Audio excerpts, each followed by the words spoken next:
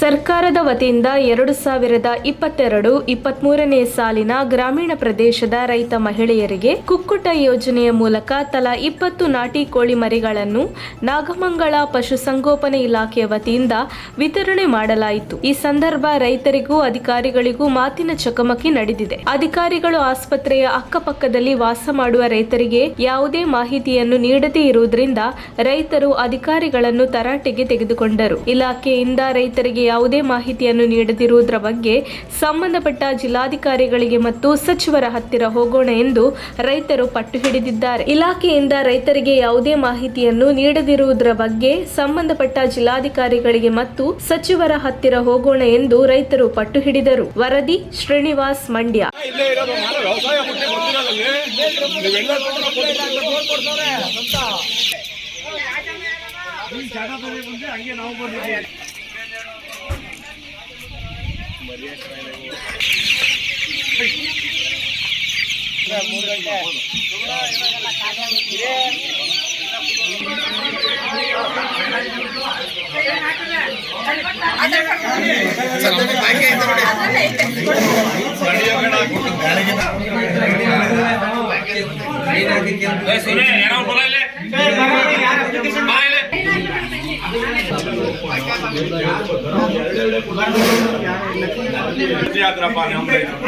Doctor hospital ಸರಿ ನಮ್ಮ ರೈತರು ಈಗ ಇವನು ರೈತ ಇವರೆಲ್ಲರೂ ರೈತರೇ ಅಲ್ವಾ?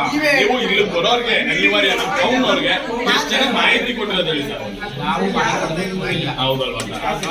Notice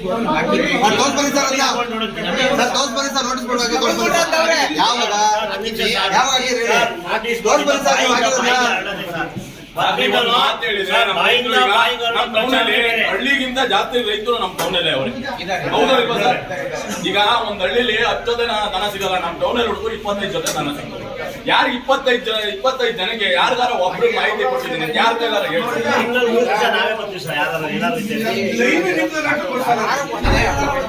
sir. ಅವತ್ತೇ ಯಾರು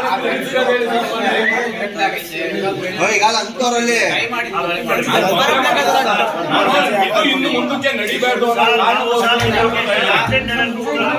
ಕೆಲಸ ಮಾಡೋಣ ಸಂತು, ಹೆಂಗಿರೋ DC ಬರ್ತಾರೆ, ಹೆಂಗಿರೋ ಮಿನಿಸ್ಟರ್ ಬರ್ತಾರೆ, ಮಿನಿಸ್ಟರ್ ಹೋದಂಗೆ ಹೋಗ್ಬಿಟ್ಟು ಹೌದು ಸರ್, ನಾನು ಕೇಳ್ತಾ ಇಷ್ಟೇ, ಇನ್ನು ಮುಂದಕ್ಕೆ ಈ ರೀತಿ ಆಗ್ಬಾರ್ದು ಅಂತ ಹೇಳ್ತಾ ಇದ್ದೀನಿ.